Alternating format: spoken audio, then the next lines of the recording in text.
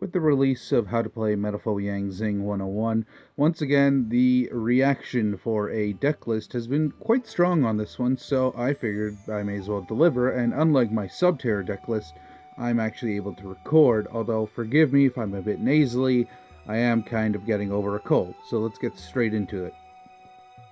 Alright, I'm going to start a little backwards on this one and go from the Metalfoe lineup to the Zing lineup. So with that, we have one Metalfoe's Volflame, two Metalfoe's Steelin, two Metalfoe's Gold Driver, and two Metalfoe's Silvered. As you can see, I have one more low scale compared to my high scales, and that's just because I find the low scales a bit easier to work with, and considering the fact that Zephyr, one of my Zing cards, is already a 7 scale, it could complement him in certain sticky situations. Now then, the Metalfoe's low scales being Gold Driver and Silvered will usually be used to go into low-level synchro plays, i.e. Danglong, and the high scales usually aren't used for any real synchro plays. However, Volflame is a good opportunity to go for a good high-level synchro play if you need it, like a Chowfang if you just need a really big beater, or use Steelin to just kind of fluff up your levels in order to just go into something you may need for that time. Usually for your low scales, it doesn't matter too much which one you scale and which one you pendulum summon. However, just know that Silvered combos with Jiaotu and Gold Driver combos with Chaiwen. Really, that's all you kind of need to know, and once you kind of get that and kind of get into the flow of playing the deck and actually understanding some of the intricacies of how it works, then you get more and more comfortable with scaling things, which I have seen a lot of newer players kind of struggle with. What do I scale, what don't I scale, etc, etc. Now then, getting into the Zing lineup, first off we have Jiaotu, Darkness of the Zing. He is a level 2 tuner, and his effect states that once per turn, you can discard 2 Zing cards, so not just monsters, that also includes a spell and traps, to special summon a Zing with 0 attack and a Zing with 0 defense. With him, you want to start up the Baxia loop, which I showed off multiple times in the 101 video, so if you need some clarification on that, go watch that again. Anyways, he is the main playmaker of the deck. The deck just does not work without him, and usually you're kind of playing Jiaotu Turbo with this deck. Run 3, no matter what. Next up, our other Zing tuner, Chaiwen, Light of the Zing. His effect states whenever a Zing monster on your side of the field is destroyed while this thing's in the graveyard, you can special summon this thing. However, when it leaves the field, it is banished. So, he is a bit of grave recurrence. He is one of the best pitching targets for Jiaotu, and overall, being a level 1, he combos off really well with Gold Driver, as previously mentioned, and Suwani, along with other Zing levels if you want to do any shenanigans, like go for kind of buffed up Baxias or Yazis. I'm going to lob all these guys together. 2 Suwani, Fire the Zing, 2 Beyond, Earth of the Zing, and 2 Bixi, Water the Zing. Suwani's effect allows him to give any synchro summon monster using him as material 500 extra attack and defense. Usually use him to go straight into Danglong or into a higher level synchro play if need be. Beyond's effect allows it to give the synchro summon monster using it as synchro material battle immunity, meaning that if you make a Herald of the Arclight, you basically have a negate that they can't beat over, which is nice. So it could even make a person waste a Kaiju, which has happened to me in scenarios, and it is hilarious. Bixi, Water the Zing, allows your synchro summon monster that used it as material to be immune from traps. As mentioned, Suwani and Beyond are the Zings that are probably going to be used for most of your synchro plays. However, Bixi is good to have just in case you're facing a very back row heavy deck, and if you want to completely ruin a Paleo Frog player's day. Now on to the Zephyr Zing pendulums, we have 3 Zephranu and 1 Zefraxi. Zephranu is the level 6, it provides no buffs to the synchro summon monster using it. However, when it is destroyed on the field, or it is pendulum summoned, you get to search out any Zing or Zephyr spell or trap card. This is very good because it allows us to search our counter trap. In addition, if you really need to, you could search out, say, Oracle of Zephyr for some shenanigans, or even search out a Zephyr Divine Strike if you're playing that instead of the standard 2 to 3 9 branches of the Zing. And then one Zephyraxi. Zephyraxi is here mainly as a level 3 that is recurring and can be continually pendulum summoned. It overall has a very nice effect. It makes any Yang Zing card you target into a tuner monster, and with that, you could make some very interesting plays, such as turning Beyond into a tuner and making Metaphys Horus, or even doing things like making a Baxia tuner, tuning synchro summoning with that Baxia and another one in order to make Ultimaya Zulkin, which I don't play in my build personally, but the options are still there. It's a very nice little card, and I think at 1 is perfectly acceptable. Moving on to one of my favorite parts of the deck, the Speedroid engine. We have Speedroid Terratop at 3, of course. With Speedroid Terratop, you can search out your Red-Eye die and go into either Denglong or Yazi with ease, and it basically acts as, if it's in your hand, it's almost as if you have a 1 or 2 extra Yang Zing cards in your hand, basically. Because if you make Denglong, you search out another Yang Zing card, so you basically, not only do you have that Yang Zing card on the field now, you also have another Yang Zing card in your hand, which is perfect. But you could also just go for the standard Yazi play, blow up Yazi using either its own effect or your Metalfoe scale, and then go into Jiaotu, so it acts as a 1 Yang Zing in that regard. Now, a little side note, I don't play Tectonborg because I don't have the money to afford a break sword. For all my deck profiles, by the way, I try to emulate what I do have in real life, unless it's an obviously pre-release deck or some sort. So I like to kind of just keep things congruent between my real decks and my online decks. So the reason I don't have Tectonborg is because I don't have a break sword, or an Omega. And to top the monster lineup off, we have a 1 of Archfiend Eccentric. It's just nice, simple 1-for-1 removal, and it's a level 3, so it can be pendulum summoned back for whatever needs. Moving on to the spell and trap lineup, we have 2 Instant Fusion. Now, with Instant Fusion, you usually use it to bring out Norden. Well, that's the only fusion target I have. And once you do so, you usually get Chaiwen or Red-Eye Die, or sometimes in certain cases even Jiaotu, and bring those out in order to synchro summon, usually again for Denglong. 1 Yang Zing Path. Yang Zing Path is the recovery card and a good draw power card. I am thinking of bumping it up to 2, but for now 1's been working well because it is searchable, and drawing into it is never the worst thing in the world since, it nets you a +1, after a little setup of course. Next up, we got 1 Pot of Desires. Pot of Desires helps you unbrick hands and generally is a very good card. Usually if you resolve it and you get to your combo, you win. It's as simple as that. And usually if you do have your combo and you do draw into this thing, you won't need it most of the time.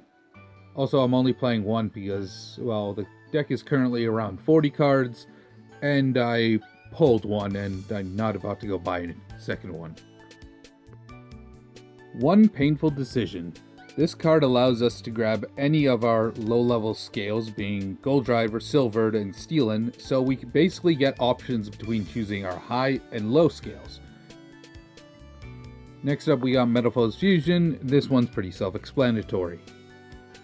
So, next off, we got 1 Oracle of Zephyr. Oracle of Zephyr is basically here just to search out one of the Yang Zing cards, and usually it's Zephyraxi. Now finally, moving on to the trap lineup, we have 2 Metalfoe's combination. Now, opening up a Metalfoe's card is never the end of the world if it's just 1 Metalfoe's card.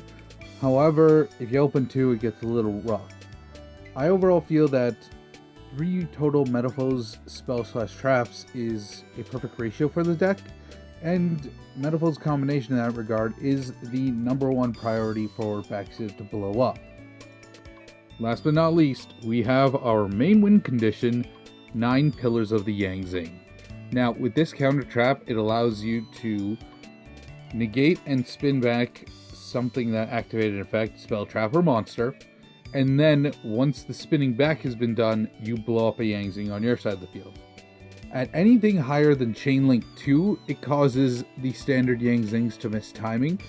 However, one other thing to note is, for example, against, say, Totally Awesome, you have you activate Dark Hole. They respond with their Totally Awesome. You respond with your 9 Pillars of the Yang Zing. Now, since Totally Awesome isn't on the field at resolution, it isn't spun back into the deck. This means that you don't have to destroy the Yang Zing card you have on your field. This means that it would, say, get destroyed by that Dark Hole, and then you wouldn't miss timing. Actually, this was a notable example I was able to get off House of Champs channel. Check them out, they're pretty cool.